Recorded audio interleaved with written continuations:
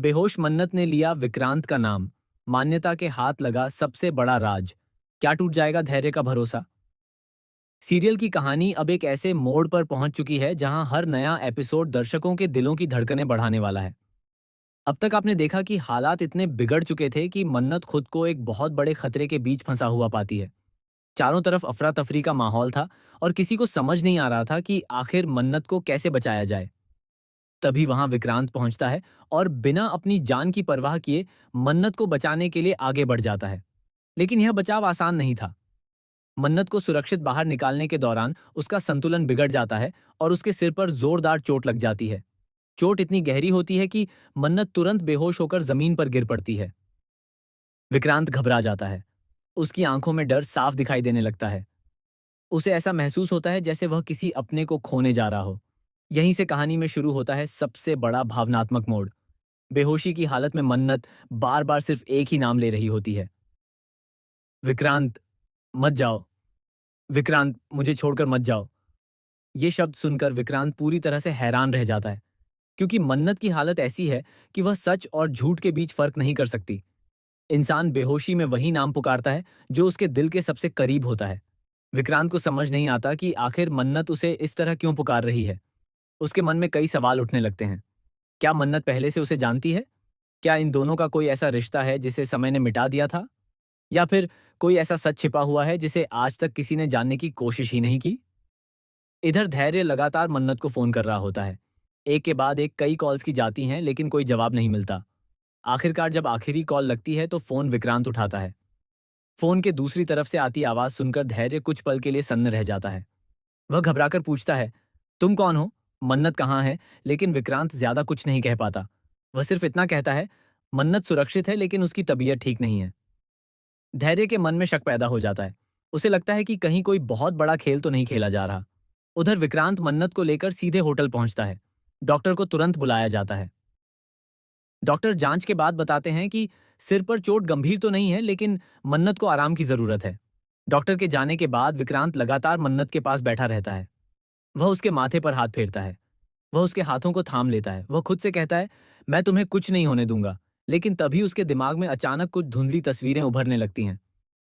एक छोटी बच्ची, एक मंदिर, बारिश में भीगा हुआ आंगन और एक लड़की की आवाज। तुम मुझे कभी छोड़कर नहीं जाओगे ना? विक्रांत अपना सिर पकड़ लेता है। उसे समझ नहीं आता कि ये यादें आखिर किसकी हैं। क्या ये मन्नत से जुड़ी हुई हैं? क्या विक्रांत की खोई हुई यादें वापस आने लगी हैं? इधर मान्यता दूर खड़ी होकर यह सब देख रही होती है। उसे साफ दिखाई देता है कि विक्रांत का व्यवहार सामान्य नहीं है। वह पहली बार किसी लड़की के लिए इतना परेशान नजर आ रहा है। मान्यता के मन में जलन और शक दोनों पैदा हो जाते हैं। वह फैसला करती है कि उसे सच्चाई जानकर ही रहना होगा।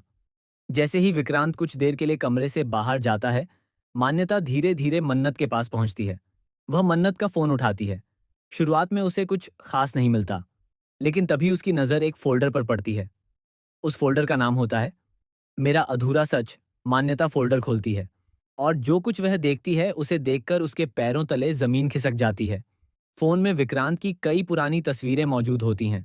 कुछ तस्वीरें ऐसी होती हैं जिन्हें देखकर लगता है कि वे कई साल पुरानी हैं। एक तस्वीर के पीछे लिखा होता है, जिस दिन तुम लौटोगे उस दिन मेरी जिंदगी पूरी हो जाएगी। मान्यता हैरान रह जाती है, लेकिन असली झटका अभी बाकी था। फोन में एक वीडियो भी सेव होता है। वीडियो चलाते ही एक बुजुर्ग महिला दिखाई देती हैं। वह कहती हैं, अगर यह वीडियो किसी और के हाथ लगा है तो समझ लेना कि सच्चाई सामने आने का समय आ गया है। विक्रांत वही लड़का है जिसे सालों पहले उसके परिवार से अलग कर दिया गया था। मान्यता की सांसें तेज हो जाती हैं। क्या विक्रांत की असली पहचान कुछ और है? क्या वह जिस परिवार में पला बढ़ा है वह उसका अपना परिवार नहीं? क्या मन्नत को यह राज पहले से पता था? इधर धैर्य होटल पहुंच जाता है, लेकिन वहां पहुंचकर वह देखता है कि मन्नत विक्रांत का हाथ पकड़े हुए सो रही है। यह नजारा देखकर धैर्य का दिल टूट जाता है। उसे लगता है कि मन्नत उससे दूर होती जा रही है। गुस्से में धैर्य विक्रांत का कॉलर पकड़ लेता है। दोनों के बीच जबरदस्त बहस शुरू हो जाती है, लेकिन तभी मन्नत को होश आने लगता है। सबको उम्मीद होती है कि मन्नत सबसे पहले धैर्य का नाम लेगी, लेकिन मन्नत आंखें खोलते ही कहती है, विक्रांत, तुम वापस आ गए। यह सुनकर कमरे में मौजूद हर शख्स हैरान रह जाता है। धैर्य की आंखों में आंसू आ जाते हैं।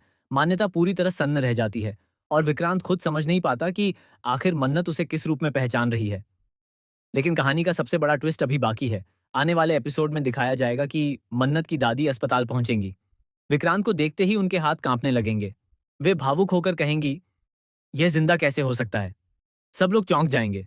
दादी बताएंगी कि कई साल पहले एक हादसे में एक बच्चे की मौत की खबर आई थी, लेकिन अब उन्हें यकीन हो चुका है कि वह बच्चा कोई और नहीं बल्कि विक्रांत ही है। अगर यह सच साबित हुआ तो विक्रांत की पूरी जिंदगी बदल जाएगी। उसके माता पिता कौन हैं? मन्नत उससे कैसे जुड़ी हुई है?